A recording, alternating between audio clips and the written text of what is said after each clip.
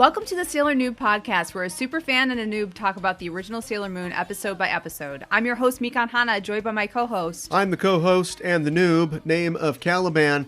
Goodbye, S. Hello, T. We're a couple of magical people ready to moon cosmic power make up this episode. Today, we are talking about episode number 127. Senshi no Jikaku, Tsuyosa wa Pure na Kokoro no Naka ni in Japanese. A Guardian's Realization, Strength Lies Within a Pure Heart, the English translation, and the English title, Tough Kindness. Tough kindness. Yeah. Yeah. You gotta be cruel to be kind sometimes. Yeah, you gotta be tough on kindness. Yeah. That's tough. right. Yeah. T for tough. T for tough. I guess we're not doing Sailor Moon T next. No. Okay, that was just a guess. What comes next in the Sailor alphabet? Yeah, right. Yeah, right. Well, it's the double S. Yeah, like right. in German. Yeah, right. Actually, exactly. that's not really the same thing. It's not? No. It's like, or maybe it's like the double L in Spanish. Oh boy, we're all so far from any kind of language class, aren't we? I have no idea. Speaking of language class, Yeah. why do the Japanese are too good to just use the regular words, huh?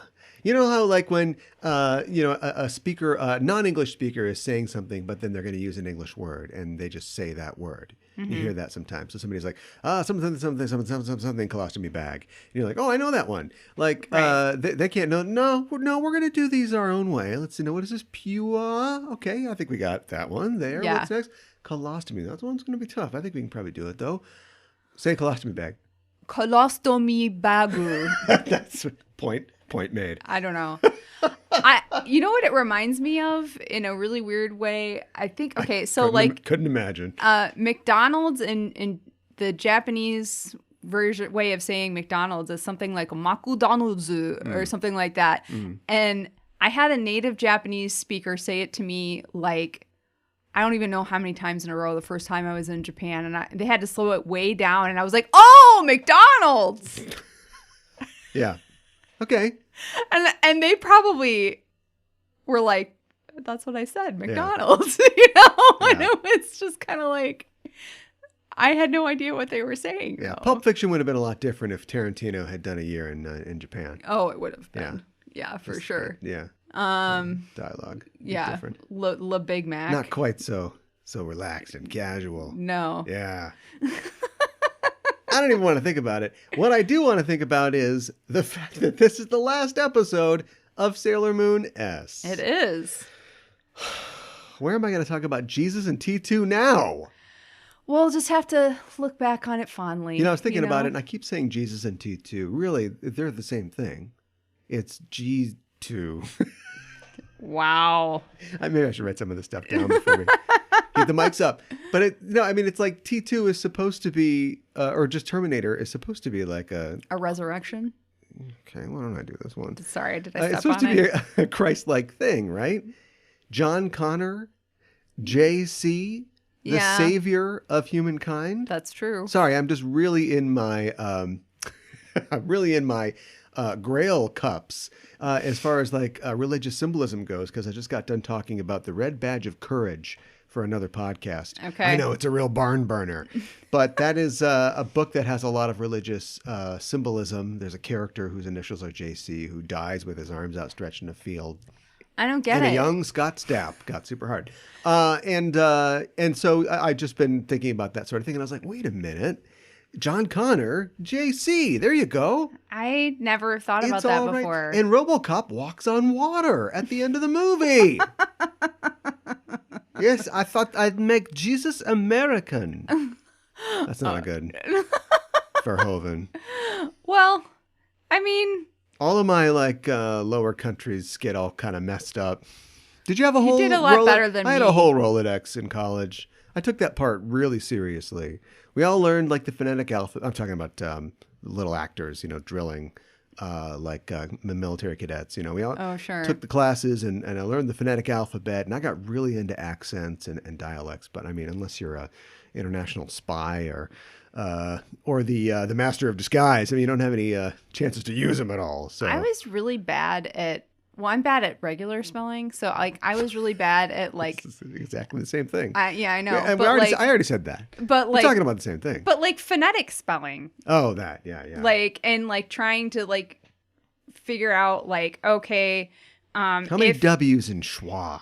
Yeah, right. And if you write, this word pronounced this way, it's... So they say specificity is the key to comedy. It is. So one person's like, these guys are the best. It is more than one person that listens to this show. We have actual proof. We do. On a tax statement. We've got some new patrons that we need to thank for becoming patrons of our Patreon. Yes. I did practice that off the air. Good job. And it paid off. Welcome to our new Inner Senshi. Both Iris and Anisi have both joined at the Inner Senshi level. Yes, welcome to the club. Welcome to all of our extra content and our other podcasts and bits and bobs that we have on the Patreon. Always happy to have you. Hope you enjoy it. Mm-hmm. Yeah, I'm super excited to have you. Super excited to have you be part of the Inner Senshi. I think we're a pretty cool club. So, you know. And it's a club that is going to go through some changes. Yeah, it's not your fault. We don't blame yourself. No, we're coming to the not you.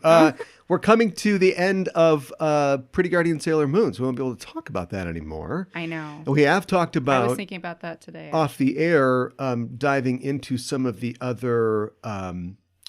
If there's a military organization that's not officially a military, it's called paramilitary. So maybe this is like para-senshi content. Kind of like that, actually. Musicals and things like that. I mean, we definitely have to do Kiari Sailor Live, which involves the actresses from PGSM. Yes. As far as like doing the plays or anything like that, I don't really know how that would. How would we even do that? Yeah, I mean, I'm not sure if it would like translate to an audio medium, but we're talking about it. But once we wrap up PGSM, we can kind of put a bow on that, and that'll always be available. That's not going anywhere for patrons, both current and future patrons. That's right. But we will definitely be replacing that with another podcast. We want to keep things in the rotation for the listeners, and those shows that we do are just as fun as this show. I think so too. Yeah, really, really like it. Yeah, we're super lucky that PGSM is as awesome as it is. And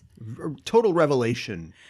Really. Just now. No, really. Like I didn't think, I hadn't seen, I guess, a lot of live action Japanese stuff, but my reference point was like Power Rangers, right? Right. And I'm not going to lie to you. It is Power Rangers, but it's awesome. It is awesome. It's really great.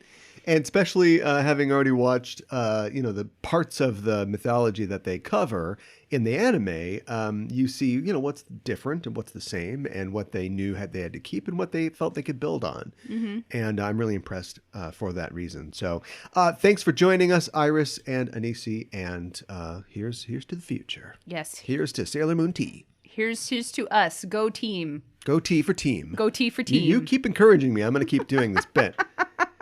We also know that people are listening on iTunes or Apple Podcasts because we have another 5-star review that I'd like to read out. Awesome. This 5-star review comes from user Eats Many Lembus. All right. When did this become a Lord of the Rings podcast? I don't know, but I feel like all of your podcasts eventually turn into a Lord of the Rings podcast. Don't tell me about it. EML says, I love this podcast. Emphasis theirs. I started listening because I was nostalgic for the show, but stayed for the curiously looking around and the intersection of conversations around several shared interests. Cal and Mika have a great dynamic, and I love listening to them. Plus, the Discord community is very active and friendly, which has been lovely for me as a mom that needs other adults to talk to. I can understand. 5 out of 5 thrown roses. Yay! That's awesome. Thank you very much. Yeah. Oh, well, should I be clicking, was this review helpful? Yeah. Yes. I don't know where that goes. Thumbs up. Into the incinerator, perhaps? Whoa, no. But I did my part. We just gave your 5-star review a 5-star review. Right. Yeah, it's just an echo chamber of love. That's right. Yeah, thanks so much. And yes, thanks for mentioning the Discord as well. We do have a Discord. There is a link in the show notes. So keep listening to this, but when the show's over, check out the show notes if you haven't joined our Discord community. We'd love to have you, and we're talking about all kinds of things. And yes, we're talking about the Lord of the Rings. Yes, we have a whole channel just for are. the Rings of Power. Apparently, we're going to have to start a Star Wars channel as well. Apparently. I've heard good things, and I was not all that hopeful because... But you have to have Hope. Hope. I love The Mandalorian. I love it. It's so good. It's so freaking good. Right, calm down. But like the last two like Star Wars shows I haven't been as into. I was like, what am I talking about again? Star Wars. The Mandalorian Wars. Yeah. That's a different series. So I wasn't really and I'm not, spoilers, not a huge Rogue One fan, so I didn't have high hopes No for spoilers. You try to jam it into every conversation. Did I mention I'm not a bank. Rogue One fan? Yeah. So, I'm cautiously optimistic, so that's great. All right. Well, we'll have that channel running soon, so join us on the Discord. Thanks again for the 5-star reviews. I realize, I was looking once again at the stats and had to remind myself, it's always great to get iTunes reviews, and that's where we've been pulling them from. But the majority, 3 times as many people listen to us on Spotify. And I get it. That's the wave of the future, or just the wave of the present. It's convenient. That's where you're getting your stuff from. That's fine. And I know that they don't, you can leave, we have plenty of just reviews, like star reviews. Nobody's left a thing. So thank you to everybody. Yes. Obviously, we don't know exactly who you are, but you know who you are. You give us a 5-star review on Spotify. We really appreciate it. So don't worry about the verbiage. But if there's some other pod-catching site that you also frequent to look for, other shows or find connections, I'll just throw out Podchaser is one. Sure. But there are other sites like that. If you do that and you've thought about, hey, maybe I should just throw something on there, we'll see it. Yeah. We totally And will. we'd really appreciate it if you did. Yeah. All right. I would really appreciate if you could give us a rundown I've of the created a monster. very last episode of Sailor Moon S. I kept pausing this as I watched it. Oh, And savoring I was it like, a I little bit. gotta, maybe I'll just tie my shoes. I'll make a cheese sandwich. Let's make a cheese sandwich. I kept trying to keep it from ending, but unfortunately, all things must end. Mm-hmm. And that's what we're talking about specifically in this episode. Yeah. Which, to be fair, to let you know where we are, opens on a classic Sailor Moon nightscape. It's a view of Tokyo at night under a full moon, Tokyo Tower in the background, and a sign advertising Biaggi Max in the foreground. I saw that. I don't know. It sounds Italian. Italian listeners, help us out. But, seemingly Italian, classic Sailor Moon. Usagi and Mamoru are enjoying the evening, looking up at the moon and remarking on how quiet and peaceful it is. No random objects becoming monsters. No strange women hiding in trees. No glowing cups transforming you and your entire world. This is as good as it gets. And Usagi says, Mamo, don't you think it's a little bit chilly? I want you to warm me up. And Mamoru says, yes. And he turns to go inside the condo. I know. He's a Japanese teenager. Cut him some slack. They don't have sex.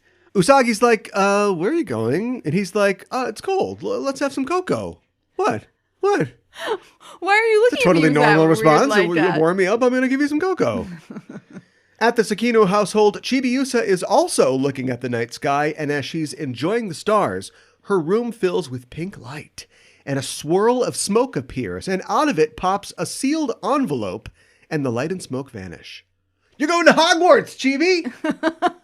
Oh my god. Sailor Tamasaboru is not allowed to come visit you. Oh my god, no. She opens the letter, and it's from her mom. And we know that because it's written in katakana, and there are a lot of mistakes. Yeah. She also just drew herself in the letter. There's like a picture of her like, V sign. Yeah. Hey, what's up? The letter says, small lady, daddy and I miss you. It's time to come home. And Chibi sees a vision of herself playing with her mother and father in the future. A future memory. Or a flashback forward. Right. It's a weird show. This is no time to argue about time. We don't have the time. While she's contemplating this, Usagi busts in saying, I'm home! Hey, what do you got there? Chibi seems uncertain at first if she should show her, but she hands the letter over, and Usagi starts to read it, and her expression, changes subtly. Some great anime eye acting in this episode. Yes. We cut to the next day at Hikawa Shrine, where Usagi is breaking the news to the squad and the cats. And Usagi says, yep, it's a letter from me. And Minako says, so it was written in hiragana? I know. Ooh. Everybody disliked that. Yeah. Not the time.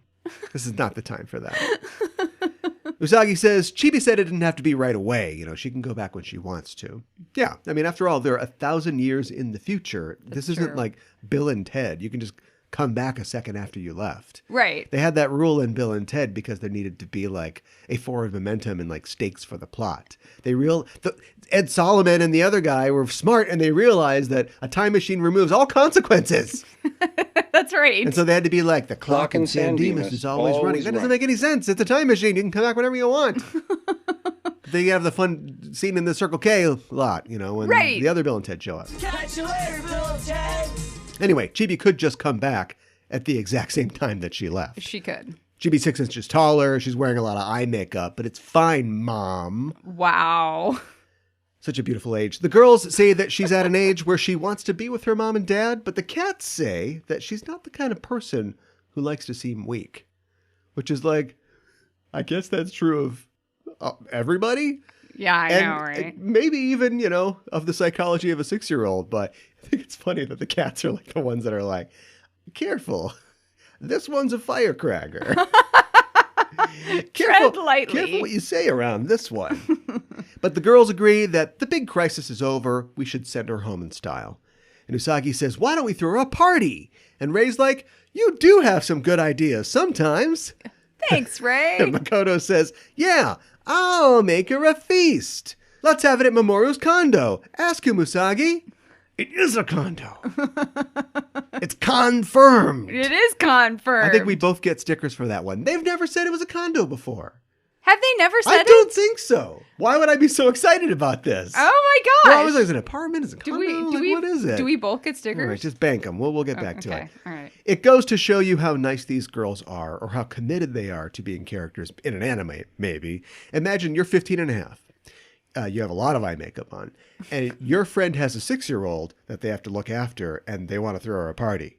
That kid gets like one of those small multi-pack bags of Ruffles and the Disney afternoon tops. Yeah, no kidding. While you're trying to Jimmy the liquor cabinet again, if this is the real world. You know what I mean? Break out the mystery date. Shut up, right? Like that's how that works. Yeah. So these girls are real boosters. Yeah. Later at the park, Usagi and Chibi are on the swings, and Luna P are also there. And Usagi is telling her about the party plans. And Chibi's thinking, I haven't even decided to leave yet.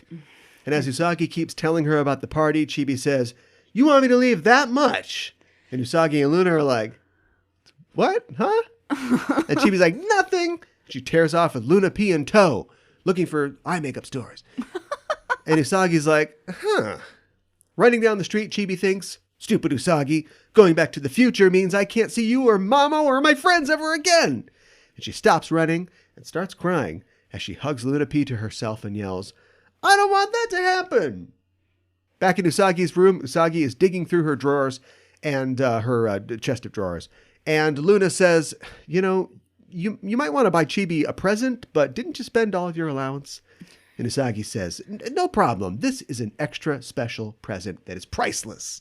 And she pulls out a little salmon-colored dress. Mm-hmm. Not like, you know, for a cocktail party, like a child's dress. Right. And she says, I loved this dress when I was little. And Luna's like, great. Where are we going with this, kid? In the hallway of Mamoru's condo building, he's getting off the elevator and he sees Chibi and Luna P sitting by his door. Mm-hmm. He says, hey, what's the matter? She didn't say anything. He says, well, let's go inside. Later, they're having some tea, and Chibi says, Mamo, do you think that everybody hates me? They're all excited about this farewell party. It's like they want me out of here. Mamoru says, everybody wants you to stay forever. But that would break the time stream. No. He's sorry. Time says no. He says, you're still a child. You should be with your mom and dad, but your friends don't want you to leave. And Chibi says, Mama, will you miss me too? And he says, of course. And she runs into his arms crying. That night at Shei Usagi, while Chibi sleeps, Usagi is trying to alter her old dress, but she's not having a lot of luck. Mm-hmm. Keeps poking herself in the hands. Yes. The needle. Chibi wakes up and says, what's all that screaming? No, she says, what are you doing? And Usagi's like, nothing. You should be asleep. And Chibi's like, okay. But as she lays down, she thinks, you don't understand how I feel at all. I know. We see a storm roll in over the ruins of Mugen Academy. And amongst the rubble, we see the broken evil microwave. and piles of shattered eggs. But there's one egg that is still whole. Can I offer you a nice egg in this trying time? A late bloomer, maybe. And it begins to glow as a pink, ooey form emerges from it. The shape collapses to the ground and begins to drag itself on its wiggly elbows inexorably towards the door of the open microwave. I know. It's alive! Kinda! The next day, streamers pop at the party for Chibi Yusa. Over a table of delicious food, everyone is wishing her good luck in her future. But Chibi looks sad. Usagi says, cheer up. The future may be farther away than Hokkaido, but it's closer than heaven. Yeah, that makes sense. What? I have no idea what she's What? talking about. Is that a saying that I mean, it is far away from like Tokyo, I guess. I think it's something That's a 23-hour ferry trip. I think that's something that Usagi just made up just right now. She says, you can come and visit us anytime. Minako has got her salt on this episode because she says, oh, have you been to heaven, Usagi? What the hell? I don't know. And Usagi's like, no. And Ray's like, Jesus Christ, I'll sing a song to get this party started. Back at the crater, the pathetic, gooey form of the demon has finally made it to the evil microwave, and it slithers inside and pulls the door shut. Energy crackles around the device, and a voice says, Renji! As a larger, stronger form emerges from it. Gather up, pure hearts, a voice says as we see red eyes flash. Well, we don't get to hear Ray's song, but we'll just have to assume it was good. Yes. They should come back and all the girls are like, this is great. Have like a pained expression on their But face. we know that she's talented. Yeah, we do know that. Yeah, it just costs more to have the actress or somebody write a song and then perform it probably. Yeah, probably. She'd ask for more. We'll just cut back. Now everybody is going to give Chibi a present. Mako gives her a dish that she made, like a prepared dish to eat when she gets home, not like a bowl. Right. And she says that she can heat it up in the microwave. Do they have microwaves in the future? I was wondering. Whatever they've got. You can hydrate level 3 when you get there. We're highlighting the fact that we've got a microwave monster on its way, but we don't I don't know think, that. No, I think that you're the first person to make that connection, but good connection to make, Okay. though. I was wondering that too. Ami wrote her a computer program. Before you even start, it's not a learning program. I know. It's a fun game she wrote. And all of them are in it? Okay, Yeah. Stop, push pause, press the PlayStation button on your controller. Hold on. She's a computer programmer. She's making games? Apparently, she made a game. She could make so much more money making games than as a doctor and help people too. Either it's a Sailor Senshi adventure. This is what I'm picturing. It's either a Sailor Senshi adventure like another story, like a role-playing game. That's what I think it is. Or Right. it's a narrative game in their civilian guises. And they're all studying. Oh, I That's- don't like that. That's the punchline. We get to that's the after credits scene. She gets to the future, plugs it into her Versatrex 3000 or whatever, and then it's like, oh, let's press A to open your math book. She's just like, Of course, she would find a way to make fun boring Yeah. and like you're learning. yeah, Oh it's my like gosh. calculords or something like Yeah, that. You right. have to add things to win. Yeah. Anyway, Ray gives her a cassette tape with all of her songs on it. Just And had that in her purse. Plus a song that she wrote specifically for Chibi, which is like, oh, That's thanks. I'm noticing a pattern here. Now they know she's going to the future, right? Do they have microwaves or floppy disk drives or tape decks in the Thank future? you. Next, Mina's going to give her a bunch of Polaroid film packs, so you can make memories in the future. Well, that's what I wrote down in my notes before I saw that Mina does give her a photo album. That's And I was like, awesome. what? But it's, of course, a photo album full of pictures Yes. of everyone. Yes. And a couple rolls of 35 millimeter film. And Mamoru gives her a red rosebud, which he says means purity and charm in Hanakatoba, the language of flowers, which I know because of this show. Commercial for the show, inside of the show. Hello, I'm Mikan Hana. And I'm Caliban. Commerception. And Usagi says, will it all fit in this? And she holds out a pink bunny backpack that she made with her own hands. Somehow. I know. And Ray's like, oh, what a cute puppy. And Usagi's like, listen, you're always making fun of me. What's your problem? And Ray says, it looks like a dog, so I said dog. And Usagi says, stop saying dog so many times. And Ray says, oh, look at how hurt your hands are. You need a Band-Aid. I'll put it on. And Usagi's like, thanks. Luna says, Usagi has had a rough time of it, but she kept at it for you, Chibi. But Chibi says, Ray and Usagi are lucky. They can say anything they want to each other. And Artemis says, no one argues like best friends. He looks at Luna. She's not even looking at him. I know. Oh, poor Artie. Chibi says, I wish I had a friend like that. Mine's always getting crucified and possessed. Oh, no. And turning into babies, Becoming a baby. You can't talk to a baby. That night outside of the shrine, the group is standing on the stairs, and Chibi says, right here is fine. Thank you, everyone, for all you've done. And she and Luna P bow deeply. Mm-hmm. And then everybody says something in the grand anime style, and I'll just go down a list and tell you what they all say. Mamoru tells her, do your best in the future. Minako says, listen to your mom and dad. And Ami says, give everyone our best. And Makoto says, take care. And Rei says, think about us sometimes. And Usagi is silent. She can't bring herself to say goodbye, and tears well in her eyes. And Chibi starts crying too, and she says goodbye as she runs off. And Usagi thinks twice and immediately runs off after her. And before the girls can follow, Mamoru says, let her go. Let her go. I know. At the pond in the park, Chibi once again stands on the edge of the dock and clasps her key in her hand and says, O guardian of time, tear apart the heavens and open wide for me the door of space and time.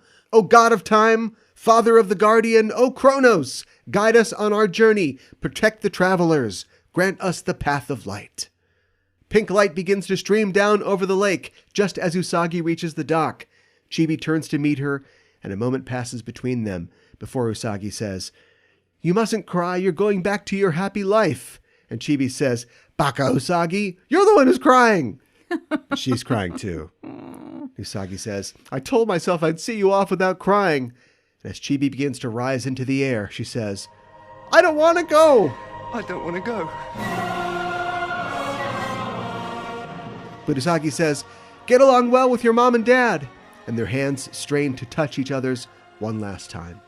Chibi rises higher and higher along with Luna P, and with a final sayonara, she disappears into the sky.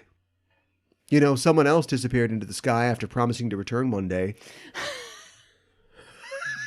I won't be able to do this anymore. You got to get this in. Chibi was the Terminator the whole time. Oh my God. The sky returns to normal. She does have red eyes. Yeah, that's true. And then the T-1000 is like the gooey, the demons. There you go. The ooze. The sky returns to normal, leaving... dun, dun, dun, dun, dun. Dun, dun, dun, dun, dun. Give me the silver crystal if you want to live. The sky returns to normal, leaving Usagi to look tearfully after her future daughter and friend. But her reverie is broken when Luna calls her name and tells her that something terrible has happened. We see the Sailor Senshi running down the street. They need a Senshi mobile. Yeah, they do. I guess they just lost like the only one that can drive. But like get Tuxedo Mask to taxi them around or something like that in his hot car. Luna and Artie fill them in on the way. One last demon egg survived the destruction of the basement lab, and now it's sucking up pure hearts in the ruins of the academy, which is in Tenozu, they say. I don't think they ever said that before specifically, but it makes sense. That's by the water. It's Tenozu Isle. We see a montage of civilians falling down, their pure heart crystals being whisked away. One real provocative, manipulative, like, mommy, like a little kid's, like his mom's heart. It's like, why isn't the kid's heart taken? Good point. She should be holding like a lifeless child. Yeah. Like, his heart is pure. Right. Even more pure than hers, probably. No kids. We cut to the ruins and we see a large contraption which seems partially made of junk, but the main body of it is a giant flask. Like a lab flask. Not like, woo! Right. Yeah, like a flat, a round bottom flask. Yes. That the stolen hearts are pouring into. Before it stands the demon Renji. And as the Senshi and Tuxedo Mask arrive, he whips a rose at her for good measure. No specific target. He's just getting her attention. Yep. Just like, bam. She's like, what? Over here. She wheels to face her attackers. She's kind of made of junk herself. Mm-hmm. Be like take some purple gack and like roll it on the floor of a metal shop. Yeah. And in the middle of her body is the evil microwave. Yes. Door and all. And she's got like a sci-fi helmet with little wings on it, or fins. Mm-hmm. She's looks like Krang. What's Krang? What's Krang, precious? He's the Ninja Turtles bad guy. Okay, all right. Well, there's a dividing line between generations, and you're hearing it right now. He's a big body guy. He's a robot with a little window in his chest where Krang sits. Krang is just a brain. And so he's got like a TV in his chest. Okay. I shouldn't have bothered. Don't worry about it. She's got a big belt buckle, and it's a microwave. What do you want from me? Right. Sailor Moon says, indiscriminately taking pure hearts is absolutely unforgivable. I am the pretty guardian of love and justice. In the name of the moon, I'll punish you.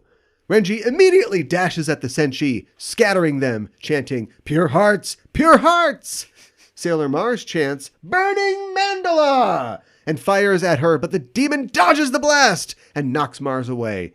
Sailor Jupiter gives us the full, sparkling wide pressure animation, but Renji leaps over the attack, and her microwave door opens. Ding and all, I told you it was a microwave.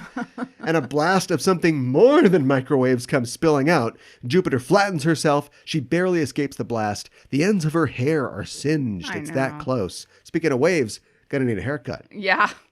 We'll get a shorter haircut next time. A little bob on her, maybe. Sailor Mercury delivers a shine aqua illusion that does something. For sure does something. Somehow it brings Renji to the ground, and Venus leaps up.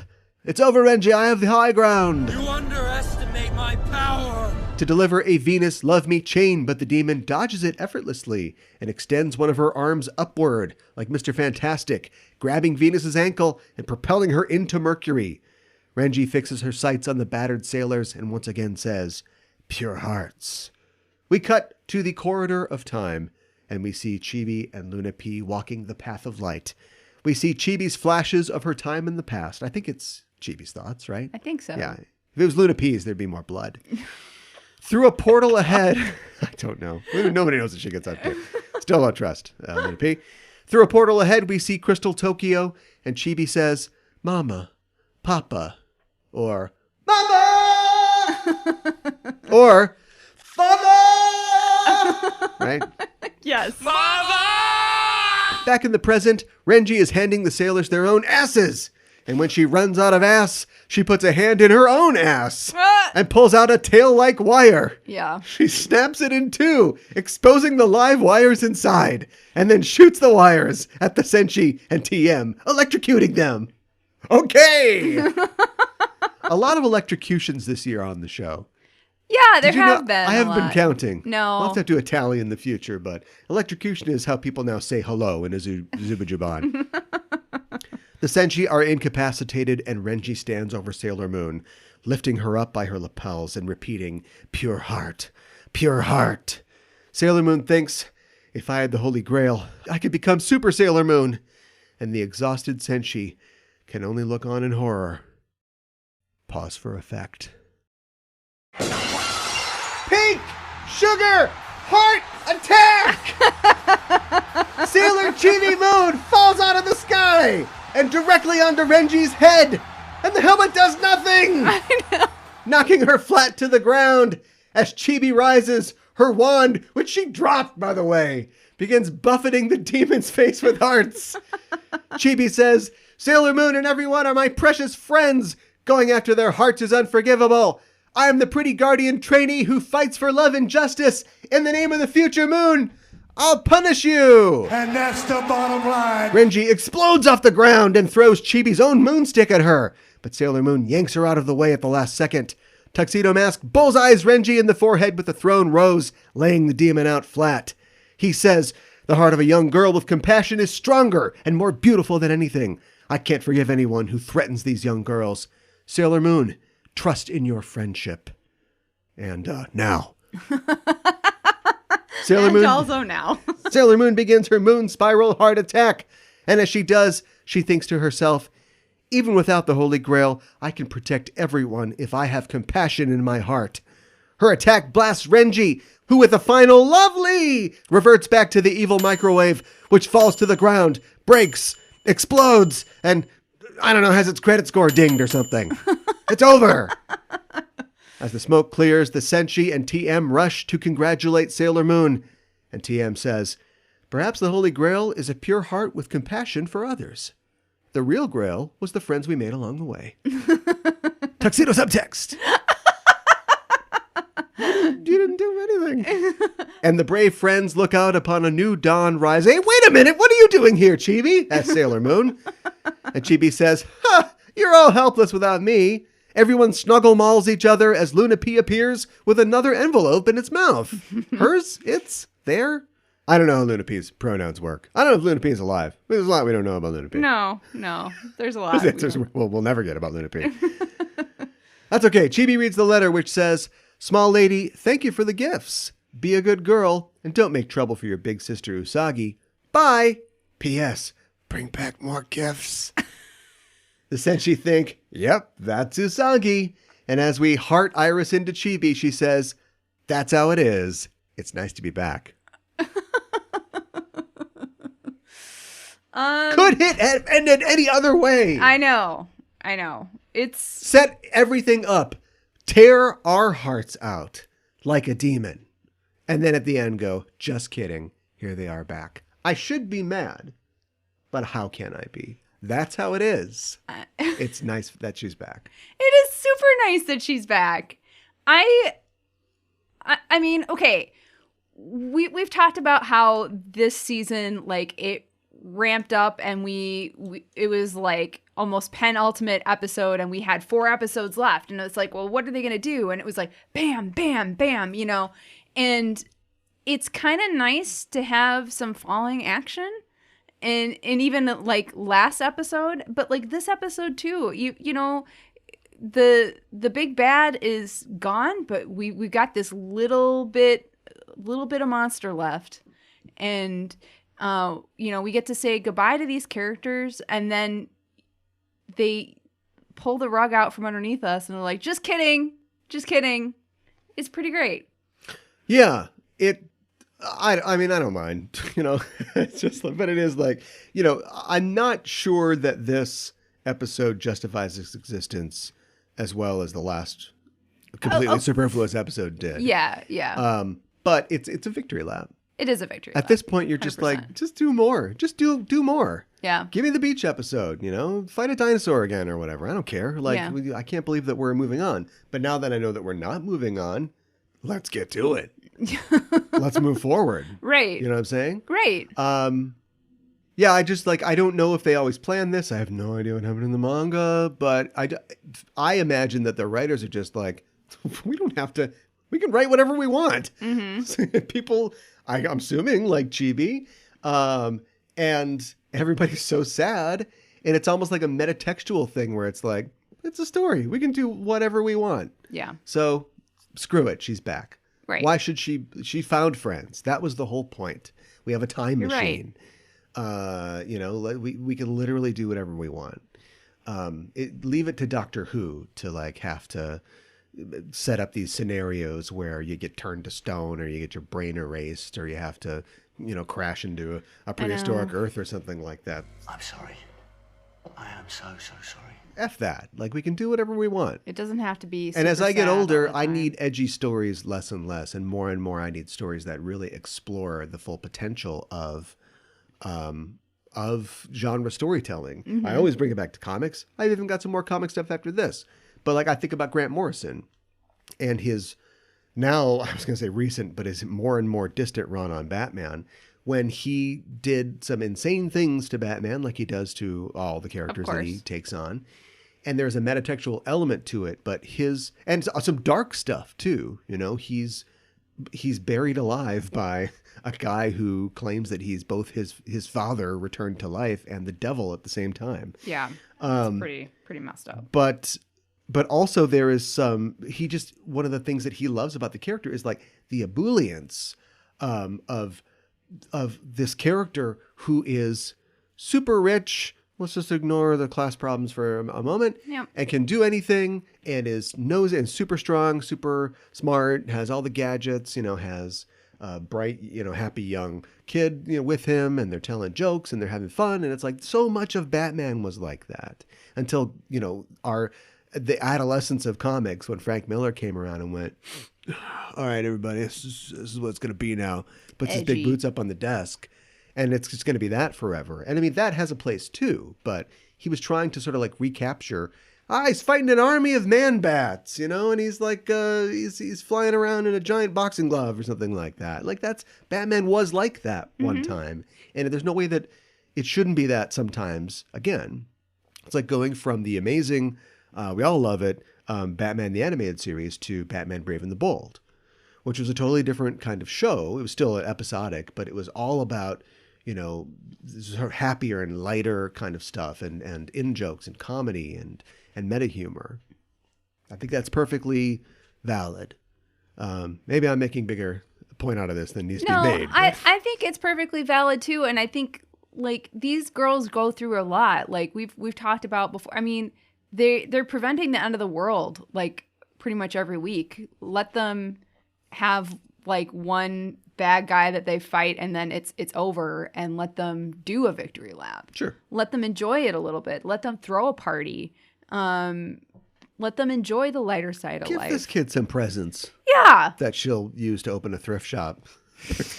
Like a vintage store, because they're worthless. Because she can't play Maybe in the future they're super valuable. Tape. Yeah. They're like, oh, is this from that ancient singer, Ray? Ray Hino? Just Ray. Just Ray. Mononymous. I said Krang before. You know what? Here's a little touch for the comic fans among us. She looks like Weapon X Wolverine. Weapon X Wolverine. Before Weapon X got blown into a bunch of other things in the comics, there was a story about Wolverine that chronicled the time before he became the Wolverine and working for Department H and Alpha Flight in Canada before he joined the X-Men. And this is depicted badly in the part of the film X-Men Origins Wolverine, where he is experimented on by the government, right? And they give him they put the adamantium in him, right? And they're kind of brainwashing him and kind of conditioning him. And there's this famous costume of him. Barry Windsor Smith, this classic artist, did the art for this sort of mini series. And there's this famous thing of him where he's in just like jammies. He's in like a little briefs, and he's got like all these wires and like computers on him. And yeah, this I know big what you're helmet talking with about. a visor. Okay, and it's like kind of reminded me of that. Okay, yeah, all the wires and the only the with weird Thor's helmet for some reason. It's this weird, like I was hoping that you were gonna have a. I don't. You don't know what it is. Okay. It looks like almost like a Roman. And none of the other demons something. had anything like that. I don't think. Well, I'm sure we'll find out if we're wrong, but I don't remember that. So I don't know. Just somebody's like, all right, Randy, we'll use your design. We gotta give her something else besides a microwave stomach. So you know, this one we threw it at the wastebasket, but it missed, and the janitor found it behind the basket when he was emptying it. And he's like, "You want to throw this away?" So we've got this design, fine. But it was interesting, and I also like the idea that it could have just been another a back scratcher gets possessed or something like that. But they're like, no, they're fighting the idea of what they were fighting before. Like this is you've fought all the lean cuisines. Now you fight the microwave. Yeah, exactly. Well, and I thought like she's like the well, I mean, of course, you pretty much said this. She's like the gooey ooze from the eggs. With the monsters that we saw not that long ago that made the huge dome that were the uncooked daemon, if you will. But she's like a little bit more cooked because she cooks herself somehow with the microwave. Yeah, but she also becomes part of her. Yeah. Well, I think that she, it's a symbiotic thing, right? It's broken, but she sort of like fixes it with her body and then it empowers her. This is all just tagged on to the end, so we're not looking to like fill this out, but a good thing would be she shoots rays that turn other things against the Senshi, right? Oh. So the ray that she shoots doesn't just like fry you. Like she hits a stoplight with it, and then the stoplight comes to life and like wraps up That Sailor would be Jupiter or something. interesting. Yeah. She makes things come alive. She makes things come Like alive. Peter Frampton. No, wait, he comes alive. Was he okay? Did he Was he start? dead? Did he start every show like on a gurney and then he's like, gets up?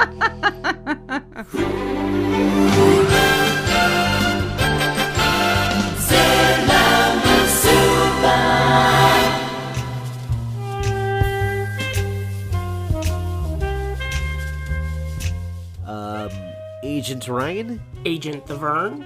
The Rabbit Hole podcast team has asked us to return back to the town of Twin Peaks to go over all the case files. Are you ready? Have we been asked to cover the case files of the groundbreaking series created by David Lynch and Mark Frost? The same one.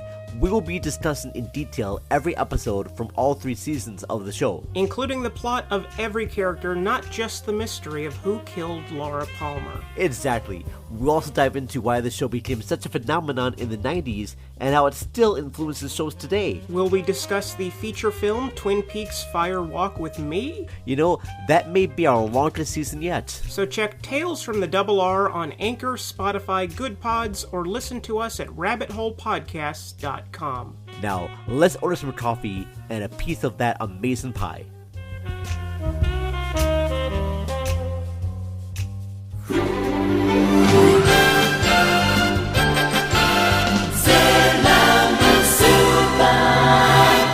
Today for Kyoro Kyoro Miru, or Curiously Looking Around, it is our final installment of the 4 Horsemen of the Apocalypse, and today we are talking about the Great Tenmei, Famine, and Beri, both of which are related to rice. So this is our famine segment. This does map on the to last one of the horsemen. and only actually identifiable horsemen in our world. Yeah. Well, we did have conquest last time. Yeah, right. So that was also identifiable. Okay, but points for us. So the Great Tenmei famine was a famine which affected Japan during the Edo period. It was considered to have begun in 1782 and lasted until 1788. It was named after the Tenmei era, which was 1781 to 1789. The ruling shoguns during the famine were Tokugawa Ieyasu and Tokugawa Ieyanari. The famine was the deadliest one during the early modern period in Japan. So like this is when they're writing things down. They're writing things down, yes. So we got good records of this. Yes. Yes. Not on paper though. Well, you can maybe eat paper. on rice paper. No, rice paper even more delicious. Right, you're right. Yeah. No, not during the famine. Famine jokes. Yeah. Here they come. Okay. The 1783 eruption of Mount Osama is said to have caused the Great Tenmei famine. Starting in the 1770s, there was a sharp decline in crop yield in Tohoku, which is on the northeastern region of Honshu, due to poor and cold weather. So food stocks in rural areas were exhausted. The situation, so food stocks are already exhausted. The situation was exacerbated by natural disasters. Mount Iwaki erupted on April 13th of 1783, and then Mount Osama on July 6th of that year. Aside from the direct damage caused by the eruptions, the ash in the air led to a fall in solar radiation, resulting in colder weather that catastrophically damaged crops. This only affected like the China Sea, Japan Sea area then? It largely affected that area, but that has a high yield of the rice crop in that particular area. Yeah. Like the ash stays in the air for like a while and so it prevents the sun from coming through. The eruption of Krakatoa also corresponded to a period like that. Okay. There was a period, I don't remember if this is a volcanic thing, so maybe I should just shut up, but there was a time in the early 19th century called the Year Without a Summer, when everything was really cold in Europe for some reason, Yeah, I remember talking about that at some point. That was just more like a couple different climate things. But there was a mountain in Indonesia, I think. So that's why I ask, because it can be, that far reaching. Yes. Fun fact, that was, we got Frankenstein from that. Oh, is that right? Yes. Okay. Because everything was cold. Oh, so that's a lot of right. people were like traveling and leaving like England because it's really cold in England, and going to like Europe and traveling around. And Mary Shelley and her husband, Pierce Shelley, were traveling with Byron and Friends. I think there Byron was... and Friends. Now that's the sitcom that we need. But needs to be like have a happy, upbeat like theme song, like, because I just imagine Byron being kind of like a sad sack, but absolutely, yeah, but like hot, you would like a good writer. Jump in that sad sack. Yeah. Okay. Great. That's how he got the girls. I know, and the boys. I know. Our by king. Yes, Lord Byron. It's in his name. It is. Everybody. Another cause of the famine was the government's economic policies. The famine spread largely due to mismanagement by the shogunate. Oh boy. During this period, a democratic policy was implemented by Tanuma Okitsugu, a minister of the Tokugawa shogunate cabinet. This was intended to commercialize agriculture and thus increase tax income, which was paid in rice at the time. The policy caused economic difficulties for many hans or domains and led to excessive investment in rice production, which was vulnerable due to cold weather, in order to pay the higher taxes. It also resulted in local emergency stores of food becoming depleted. The climatic, volcanic, and economic factors combined to result in poor harvests and a lack of emergency stores, which led to skyrocketing rice prices. So serious famine expanded to a national scale as a result.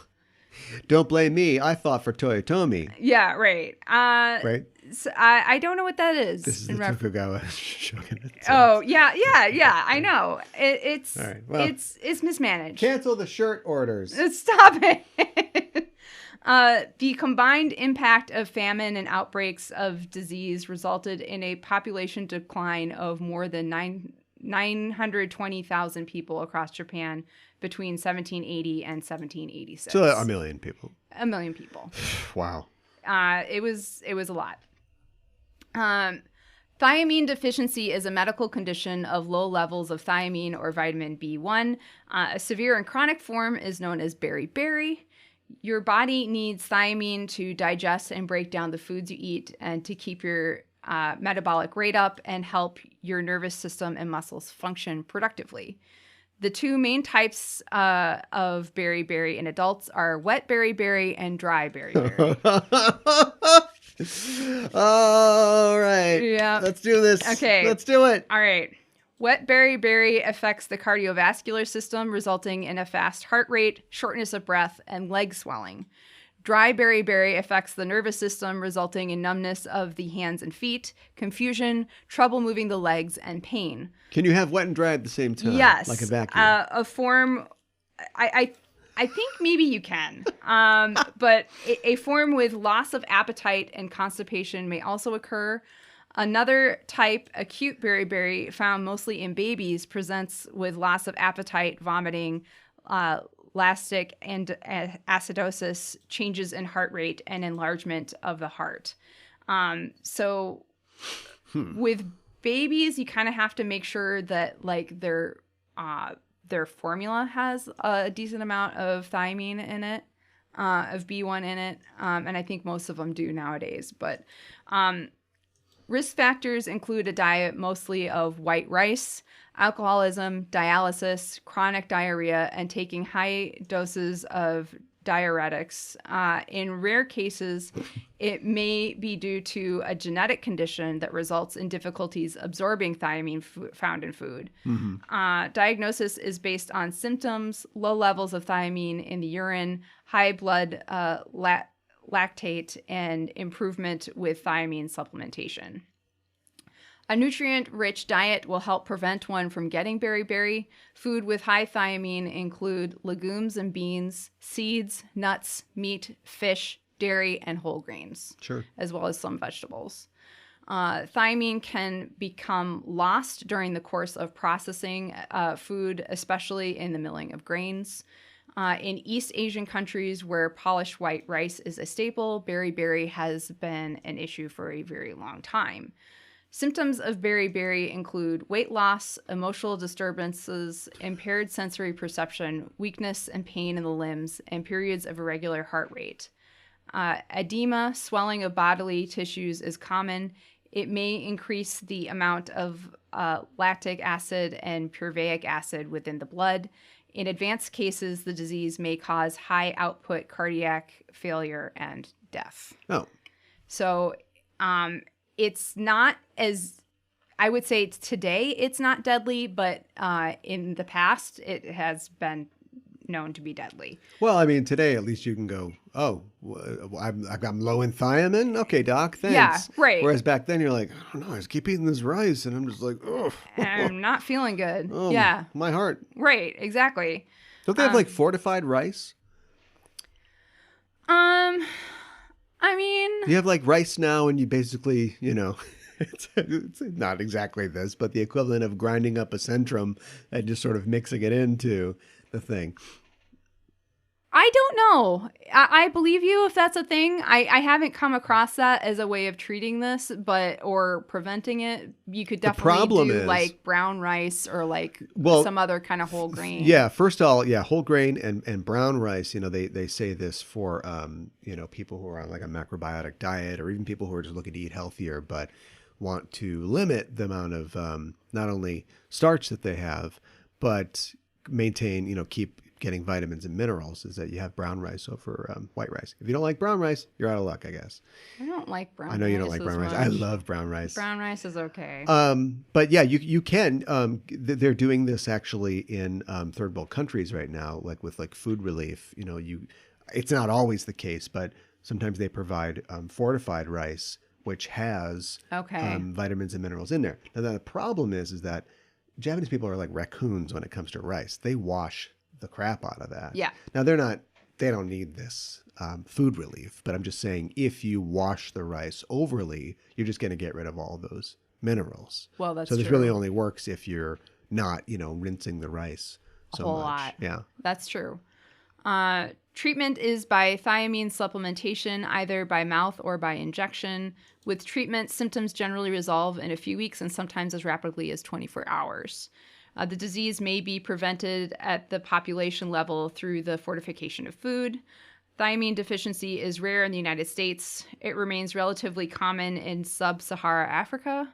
Outbreaks have been seen in refugee camps. Thiamine deficiency has been described for thousands of years in Asia and became more common in the late 1800s with the increased processing of rice. Sure.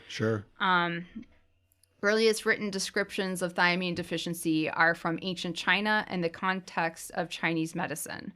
One of the earliest is by Ge Hong, and in his book, Zhao Hao Bei Ji Fang, or Emergency Formulas to Keep Up Your Sleeve, written sometime during the 3rd century. Hong called the illness by name Jiao Qi, which can be interpreted as foot chi. And I'll explain why. He described the symptoms to include swelling, weakness, and numbness of the feet. So like foot, like chi, like like your energy. Yeah. My foot's a little low on chi. I got pins and needles. Got bad chi. He also acknowledged that the illness could be deadly and claimed that it could be cured by eating certain foods, such as fermented soybeans and wine. And if it doesn't work, right. you won't care anymore. Eat enough of it. Yeah, right. But I mean, this book came out. It was really early on. It was like I think it was like 500 something. Okay. So. In the late 19th century, beriberi was studied by Takaki Kanahiro, a British-trained Japanese medical doctor of the Imperial Japanese Navy. Beriberi was a serious problem in the Japanese Navy. Sailors fell ill on an average of 4 times a year in the period of 1878 to 1881. 1881, and 35% were cases of beriberi. Huh. In 1883, Takaki learned of a very high incidence of beriberi among cadets on a training mission from Japan to Hawaii via New Zealand and South America. The voyage lasted more than 9 months and resulted in 169 cases of beriberi and 25 deaths on a ship of 376 men. You guys can't eat pizza rolls the whole time. Come on. I know. With the support of the Japanese Navy, Takaki conducted an experiment in which another ship was deployed on the same route, except that its crew was fed a diet of meat, fish, barley, rice, and beans. At the end of the voyage, this crew had only 14 cases of beriberi and no deaths. This convinced Takaki and the Japanese Navy that diet was the cause. Mm-hmm. In 1884, Takaki observed that beriberi was common among low-ranking crew who were often provided free rice, thus ate little else, but not among crews of Western navies nor among Japanese officers who consumed a more varied diet. Yeah. Do you remember when we talked about Japanese curry? Mm-hmm. The Imperial Japanese Navy adopted curry to prevent beriberi, and now the Japan Maritime Self-Defense Forces Friday menu is curry. Curry Fridays. Curry Fridays. So I just, I remembered that from when we talked about it before, so I thought that was interesting. Although according to the Oxford English Dictionary, the term beriberi comes from Sinhalese phrase meaning weak, or I cannot, the word being duplicated for emphasis, the origin of the phrase is questionable. It has also been suggested to come from Hindi, Arabic, and a few other languages with many meanings like weakness, sailor, and even sheep.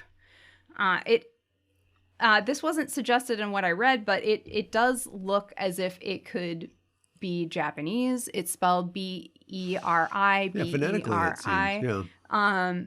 But yeah, so... Betty. Yeah, right. Such suggested origins were listed by Henrik Botho Schwab, among others. Edward Vedder wrote in his book... Eddie Vedder? Edward Vedder wrote in his book... wrote in his book, Beriberi, which came out in 1913, that, quote, it is impossible to definitely trace the origin of the word beriberi. The word... beriberi, and it's spelled B-E-R-B-E-R-E, was used in writing at least as early as 1568 by Diogo do Couto when he described the deficiency in India. Kake, which is a Japanese synonym for thiamine deficiency, comes from the way jiao qi, or the foot qi, is pronounced in Japanese. And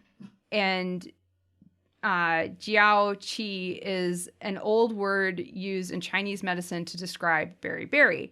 Kake is supposed to have entered into the Japanese language sometimes between the 6th and 8th centuries. So it's just cyclical. Where did it come from? This is something that's been all over. And people have been having it for a long time. People have been having it for a long time. They've been describing it, and they've known for a fairly long time that it was somehow connected to diet. Yeah.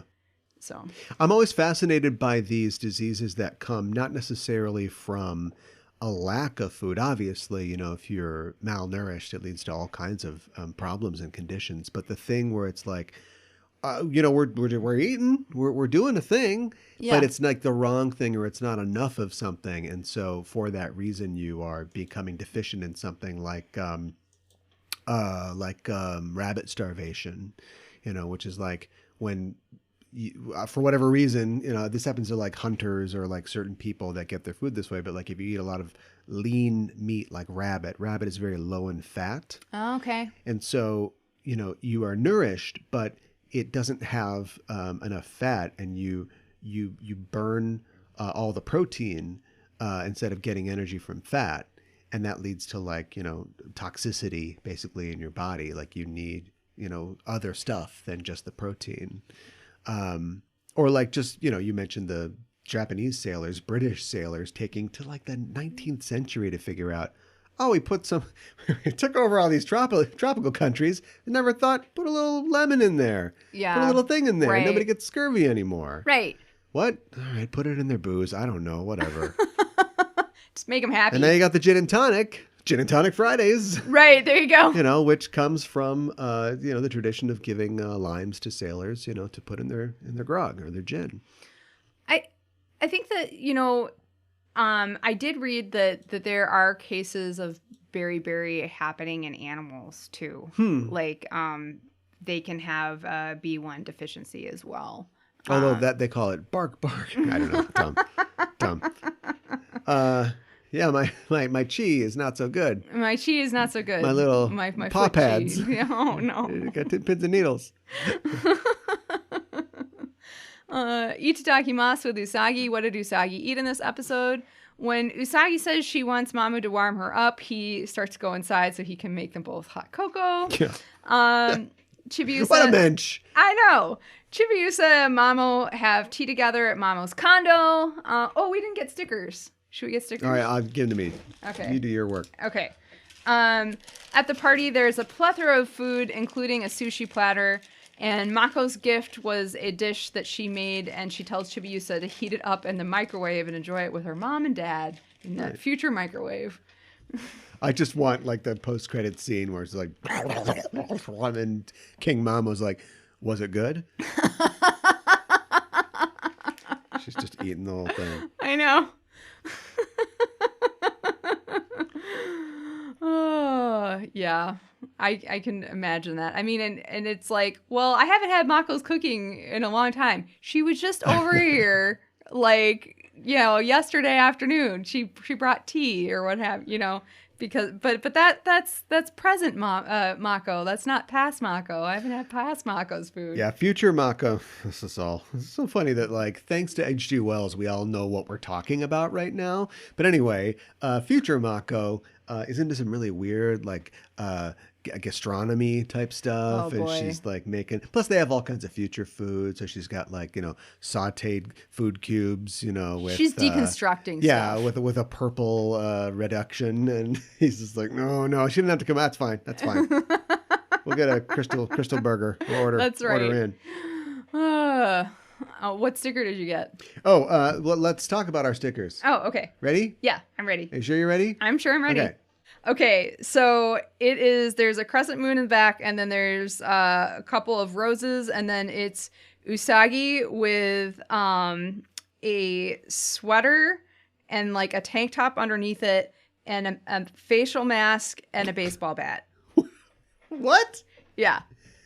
All right. Somebody's going to have to decode the symbolism for us. Well, like, I don't know, is she supposed to be like a Yankee or something like that? Like the girl gangsters or whatever? Oh. Maybe? Because like for what, like sometimes they carry baseball bats and sometimes they wear face masks. Oh, okay. So, I don't know. I don't know. That's weird. It's a little, yeah. Well, I like it when they're a little weird. You Yeah. can't just have like a magical girl coming up all the time. That's right. Mine is a picture of Luna. It's very cute looking Luna. She's sort of crouching over a whole collection of items, roses, the moon staff, or the top of the moon scepter, it looks like. And then it says magical girl. Oh, cute. And it's got Venus mirror. Oh, meaning female, but they don't know that, hey, that means we are doing goddesses in this. So right. Are you saying Venus is a magical girl? Is Luna defecting? Whoa. She's like, guys, she ate my cat food the other day. Just multicolored bits going down her gullet. Please. Move over, Artie. I'm taking the other blonde. Do you have any fish eggs? Yeah. I'll take whatever you've got. So that's a really cute sticker. That is very cute. Villain Gauge, where you rate a baddie 1 to 5 dark stars, 5 being the most wicked. The daemon in this episode is called Renji. Renji was created from a microwave, which is called a Denshi Renji, or literally electric range. Microwave. I can't. Yeah. Look, that's not, yeah, all right. I got to stop. They're not all creative. No. I'm just like, I said it looked like a microwave. Now, maybe that's not some kind of amazing revelation. It's designed to be something that a child would understand. Yeah. That's where the macaroni and cheese comes out of. Right. But nobody's impressed. Usually Do you want another sticker? No, I don't feel like I want to prompt. Yeah, I would never say, hey, I deserve a sticker, if you said, hey, you deserve a sticker. So maybe say that more. We'll let this one go. But I did say it was a microwave from the first time I saw it. You did. Yeah. You did. So all I'm saying is that I have the intellectual sophistication of a 10-year-old. I fully recognize and that. There really is no sticker for that. I mean, there is. It's a little gold star. But, Yeah, right. So the daemon design, the base of her body is the same gooey pink of the uncooked daemon, which I talked about earlier. And the daemon Denshi Renji makes up the lower half of her torso with lots of cables and knobs. And she has a helmet that looks kind of like a Roman warrior, but gray. Her hair looks like it's a bunch of large metal cable ends. It looks like a giant metal curls, and she has yellow slit-like eyes, no mouth or nose, and she really isn't wearing a top, but she has underwear on, and she has a cord that she pulls out of her back, and she also has high heel-shaped feet because... I know it's not. Yeah, it's look, point made over and over and over again. Yeah. But she's not even wearing shoes. It's she just at one point she falls down. Or she gets knocked down by a tuxedo mask and she's prone. And her feet are just sticking out at like heels. I know. I know. It's not even like to make her legs look longer when she's standing up. Like she just has heel-shaped feet. She's not the only daemon like this this season who has had heel-shaped feet either. That like you said, they're women first and monsters second. Monsters second. Yes. So now we are going to rate her. Her overall look is pretty simplistic. I like it, but there isn't a lot to it. She is pretty tough, but we get this mostly through dialogue as opposed to action. Although I do really like that she pulls the cord out of her back and then she rips the cord in half and like electrocutes them. That's pretty cool. And I when she gets her one squiggly arm and like throws Venus around. That's pretty cool too. But we don't get a whole lot of time with her. I'm going to give her 3 out of 5 dark stars. That's fair. I guess I'm in a good mood. I'm going to give her 4. Okay. I think this is a good concept. I guess it has to come at the end, but I think if it had come earlier, it would have also fit. And I guess I never said anything. Maybe I never thought it consciously, but I've been waiting for them to fight like the microwave, right? Sure. All these things are coming out of the microwave. Let's fight the microwave. I think that's right in line with not only the show's idiom, but what we've been doing this whole year with this thing that makes the creatures. So I really like that. And I also like, we rate on effectiveness as well. We do. And she's pretty effective. She's very effective. I mean, if she had been a totally, lame glassjaw Yoma here at the end of the series, I mean, that wouldn't, I guess, have worked. And so she just suddenly gets to be very powerful, but I think it reflects the power that she holds in her, whatever the power of the Tao system or whatever the Deathbusters have harnessed to make all of their little things. That's a fair point. So I like all that. Okay. I like her technological aspect. I almost like the self-destructive part of it. Like, why doesn't she just shoot wires? But she like pulls something out of her and then like breaks it. Yeah. And then throws it at them. And it's just like this sort of desperate sort of, she looks like she's made of junk. She makes this giant thing that's kind of made of junk. It's like this evil just refuses to die. Like this is it still, from hell's heart, I spit at thee kind of thing. So I like that aspect. Sometimes the bad guys are, they're, selling fruit in a supermarket, and other times they're literally hurting themselves to try and hurt you. Yeah, that's right.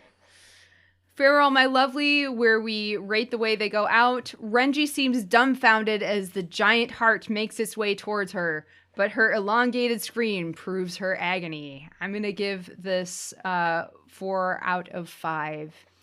I think I'm going to give it 4 too. It's another one of those, how do we save a little money and add a little time. Yeah. I wish that she had some kind of reaction when the hammer's coming down, but like once it does, we get a classic, lovely slam into the heart and the whole thing that we usually see, kind of nostalgic almost. And then her final lovely is great. It begins kind of operatic, and then it's almost strained and choked, by the end of it. And so I thought there's a lot of vocal range there. We have a weird job. We do. But yeah, I'm going to go 4.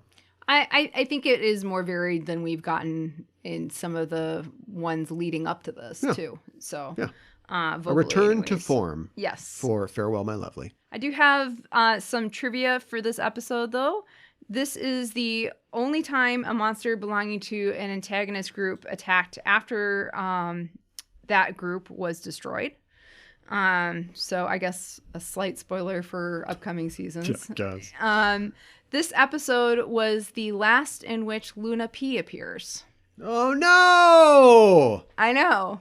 I was sad to see that. I did not realize that. You got to pay the tollman. Yeah. And that's the toll. They get Chibi back, but they should have. Oh my God, I can't believe I'm suggesting this, but it should have been something where Luna P. I can't come back. I don't know how it works. And so she's, on the path of light and she's getting drawn towards the future, but Luna P detonates themselves. Still don't know how Still don't know the pronouns or whatever, and so it's like she grants Chibi's wish to send her back home, but she herself that would have been consumed. really sweet. Well, it's better than just disappearing. I agree. Boo hiss. Yeah. This is the last episode in which Tuxedo Mirage was used as the ending theme song. Yeah. Neo Queen Serenity's letter to Chibiusa was written with practically no kanji, so it comes across as being childish, which is why Minako teased Usagi by asking if the letter was all in hiragana. This is also a callback to the letter from Neo Queen Serenity at the beginning of the season, right? Which I thought was a nice touch. This was the last episode of the featured in the Malaysian English dub, the second tag-along dub, so I guess the second dub, it was the last episode, the first Thai dub, the fourth Turkish dub, as well as the Vietnamese and the first Russian voiceover adaptions. Okay. So 2 things. One, it's Tagalog. Tagalong is a Girl Scout cookie. And I know Delicious. that, yes, I know that Merriam-Webster has given up the ghost, but I won't. It is adaptation. Adaption is not a word. Adaptation. Sorry. On a podcast, on my podcast network, we say adaptation. Adaptation. Sorry. And on YTV's episode guide, this episode title was left blank. So how do you say that you're going to... Oh, cue up, episode... I guess. Yeah, get it up there. It's not even like an asterisk or something like that. It's get that one episode, eh? Just get that. Yeah, there. Get that. Yeah, load that good one in there, eh? Yeah. YTV's Canadian, right? That's Canada, right? Yeah, that's pretty good. Whew, not so bad. Still got it. So now we are up to our rating. The Death Hosers. What? The Death Hosers. The Death Hosers? Yeah, get out of here, Death Hosers. What? Oh, instead of Busters? Yeah, it's Canada. Oh my gosh. All right. Get out of here, eh? Well, you know when they say like, "Oh, I'm enjoying these donuts," when they're having like Nikuman or whatever. Oh, it's yeah. Yeah. Is it Nikuman or is it even like weirder than that? And it's onigiri. I think it might be onigiri. Oh, these triangular donuts are really good. These jelly donuts yeah. are so good. yeah. So instead, like, Usagi's just tucking into a bowl and she's like, "Oh, this poutine's real good, eh?" Now we're up to our rating. I like how incredibly dense Mamo is when Usagi says she wants him to warm her up. I like how Mamo tells Chibiusa that everyone wishes that she could stay forever, but it's best if she lives with her mom and dad, and we just completely throw that out by the end of the episode, but that's okay. I like how hard Usagi worked on Chibiusa's gift, and I can tell that it's a rabbit. Okay, Ray, I can tell. I like how Ami programs some game software and that they are all in it. I think it's brilliant. I'm going to choose to believe that it's a fun game. This is what fan fiction is for. Someone make this. Yeah, right. Exactly. I like how heartfelt Usagi and Chibiusa's farewell is. I like Chibi Moon's entrance in costume with pink sugar ready to attack. That's just brilliant. Yeah. So I really enjoyed this episode that honestly doesn't really need to exist, but I'm really happy it does. So I'm going to give it 5 out of 5 roses. Yeah. I felt similar. That's why I'm giving it a 4 out of 5 roses. Oh, okay. It still doesn't, it doesn't compare to the 5s that we literally just had. I know. It's fine. It's better than it has any right to be. And it's more of, if you just showed this to somebody and they're like, oh, you like this show? Like it works on us because we're invested and we're true. At the end of a long journey. We started with burned cookies so long ago. But for that reason, when it works, it works. And I did also enjoy everything, even though I still think, the writer in me is like, it's a super cheat that she just gets to come back at the end. I know. What growth? Growth is learning. Oh, no, nothing matters. Those consequences? No, that's not a big deal. It doesn't matter. But at the same time, that's what I want. Yes. This is a fake story. I don't care. And also just feeling the emotions that I felt, which were strong emotions, like when it was happening, and having those immediately assuaged and validated simultaneously by having her come back, not only to return, as Jesus did. She beat his time by a lot. Oh, yeah. But also to save the day in her own particular idiom was fantastic to see. And so, just great. What a great end to a super strong series. And I'm loving it. S for strong. Yeah, and, S for super strong. And T for time to retire this bit. So I give it 4 stars.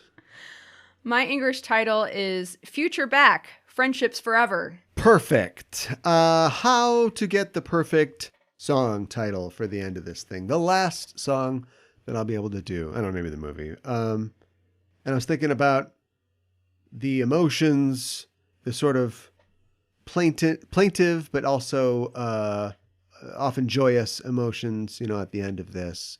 And, we talked about them before. There's only one place to go for something like that, and that's Peter Frampton. So my title is Chibi, I Love Your Way. Next episode is our next installment of Shore Leave, and the episode after that, we will be doing our look back at the Sailor Moon S season. The whole NS slada. Yes. Not a thing. The whole thing. This has been sort of, I feel like this has been like a perfunctory kind of look back at the entire series, just because it's the end. But yeah, we're going to go through, collect our thoughts, and give you our full recap. Scene 1. Oh my God. Ray has a vision. Yeah, of an right. Apocalypse. Then Usagi burns some cookies. No. We're going to do the whole wrapping up the season thing like we've done twice before. Looking forward to it. Yeah, I'm looking forward to it. I'm looking forward to rediscovering some things that I had sort of forgotten that had happened, and some of the feelings that I had. Yeah, I'm also looking forward to that, and it's always fun to take a look back. I feel like, and just kind of see where we've been. Yeah, and we definitely want to take some time to do that. So a regularly scheduled shore leave next week, but then we'll be back after that. Speaking about future weeks, yes. I, for a treat, allowed myself to watch The Next Time On from this episode. Did you really? Yes. And? What? What? I don't know what you're wanting. What? I don't know what you're wanting. Some pretty weird stuff.